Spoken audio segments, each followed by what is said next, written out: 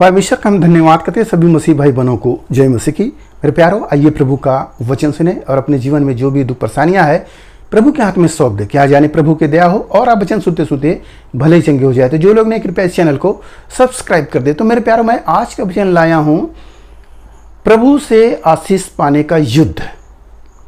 युद्ध क्या है, इसको यदि आप सुनेंगे तो आप कहेंगे कि मैं प्रार्थना में युद्ध कर रहा हूँ और मैं प्रभु की सेवा में युद्ध कर रहा हूँ, परंतु यहाँ वचन में क्या आपको सुनने को मिलेगा, आप भी ताज्जुब करोगे कि कैसे ये सब हुआ। हालेलुया। तो मैं वचन को पढ़ता हूँ। यहाँ पर उत्पत्ति की किताब अध्याय 32 वचन 26। तब उसने कहा, मुझे जाने दे क्योंकि भोर होने वाला है। याकूब ने कहा, जब तक तू मुझे आशीर्वाद न दे तब तक मैं तुझे जाने न दूंगा। और उसने याकूब से पूछा, तेरा नाम क्या है? उसने कहा, याकूब। उसने कहा, तेरा नाम अब याकूब नहीं परंतु इस्राएल होगा, क्योंकि तू परमेश्वर से और मनुष्यों से भी युद्ध करके प्रबल हुआ है। आमीन, हालेलुया। यहाँ पर याकूब की बात है। याकूब जो व्यक्ति था वो अपने फायदे के लिए बहुत चालाकी करता था। आप देखेंगे अपने ससुर के यहाँ था, वहाँ भी जानवर को चित्तीदार करके अपनी बकरियों को बढ़ा लेता था और अपने भाई को भी उसने, एसाव को भी पहलौठा का अधिकार ले लेता है पिता को धोखा देकर। तो ये धोखा देने वाला था याकूब।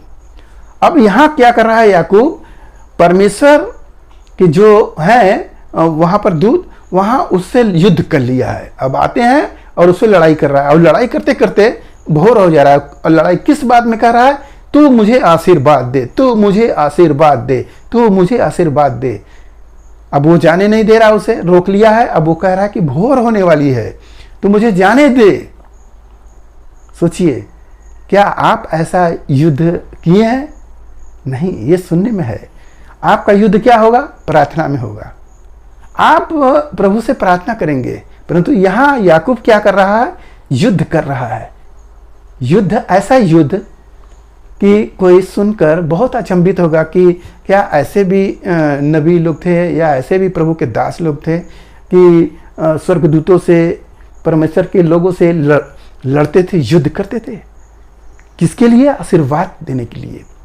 तो जब वो जाने लगता है तो आशीर्वाद देता है, कहता है कि अब से तेरा नाम याकूब नहीं इस्राएल होगा। इस्राएल का मतलब शुद्ध मन वाला। तुमने धोखा बहुत दे लिया, अब तो इस्राएल होगा। हालेलुया।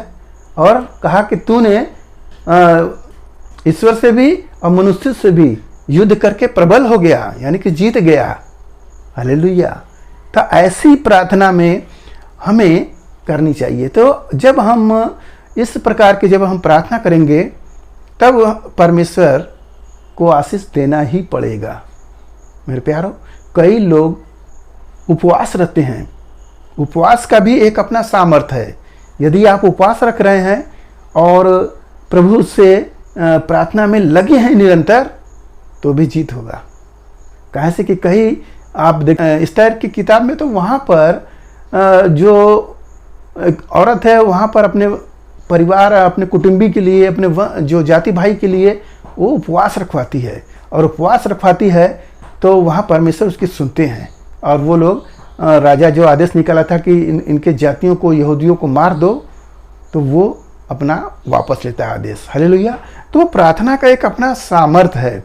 यदि हम प्रार्थना में प्रभु से जो कुछ भी मांगते हैं तो प्रभु उसको पूरा करता है। तो ये क्या है? एक युद्ध है।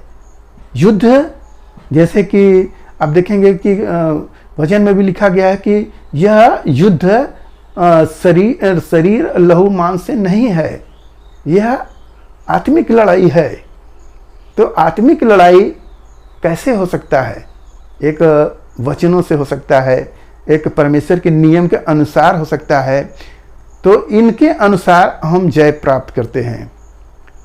अगर हम अपना दिमाग लगाकर चाहें कि हम पा लें तो नहीं हो सकता है। परंतु यहाँ पर देखेंगे याकूब ने युद्ध किया है। तो युद्ध हमारा प्रार्थना का युद्ध है और प्रार्थना में सब कुछ मिलेगा। शैतान भी हारता है। आप कई जगह प्रार्थना किए होंगे, शैतान भी हारता है।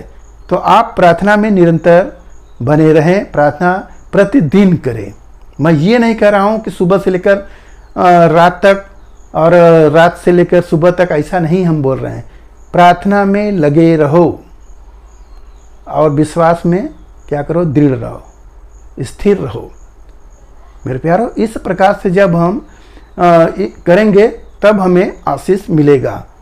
तो आज के इस वचन से आपको पता हो गया कि आशीष पाने के लिए हमें युद्ध करना पड़ेगा। मल्ल युद्ध लिखा है कि मल्ल युद्ध जब हम करेंगे तो हम जीतेंगे। परंतु उसने शारीरिक युद्ध किया, हम आत्मिक युद्ध करेंगे, तब परमेश्वर का आशीष उतर आवेगा। हालेलुया। तो मेरे प्यारों, आज के इस वचन से जो कुछ मिला उस पर ध्यान करें, प्रभु आपको आशीष देंगे। आइए आपके लिए हम प्रार्थना करिए। महान परमेश्वर, हम आपका धन्यवाद करते हैं इस मिश्र आज के दिन प्रभु, जो ये वचन मिला, जितने सुने प्रभु ने आशीष मिले, उनके घर परिवार में सुख शांति बनी रहे, सभी लोग भले चंगे रहे। धन्यवाद करते, प्रार्थना यीशु मसीह के नाम में, आमीन।